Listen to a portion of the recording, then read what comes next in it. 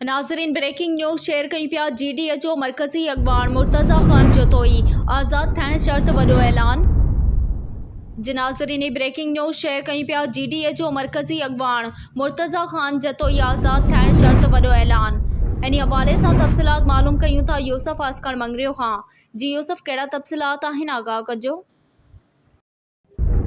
जी बिल्कुल, GDA जो मरकज़ी अॻवान मुर्तज़ा ख़ान जतोई आज़ाद थियण शर्त वॾो ऐलान। सियासत छॾण जो इरादो कयो हो, पर हाणे सियासी मैदान ते PP सां मुक़ाबिलो कबो। मुर्तज़ा ख़ान जतोई जो वधीक चवणु हो त जहिड़ी रीति सियासत ग़लीज़ थींदी पई वई त मूं घणो वक़्तु अॻु सियासत खां पासो करणु पिए चाहियो, पर अवाम मूंखे मजबूर कयो ऐं मां 2018 खां 2024 जी इलेक्शन में हिसो वरितो। हाणे मूं मुकमल सियासत छॾण जो पको इरादो कयो ऐं जेको कंबल छॾणु चाहियो पिए इहो वरी मूंखे पाराइण ते मजबूर कयो आहे। हाणे सियासी मैदान पाकिस्तान पीपल्स पार्टी जो मुक़ाबिलो कयो वेंदो। जी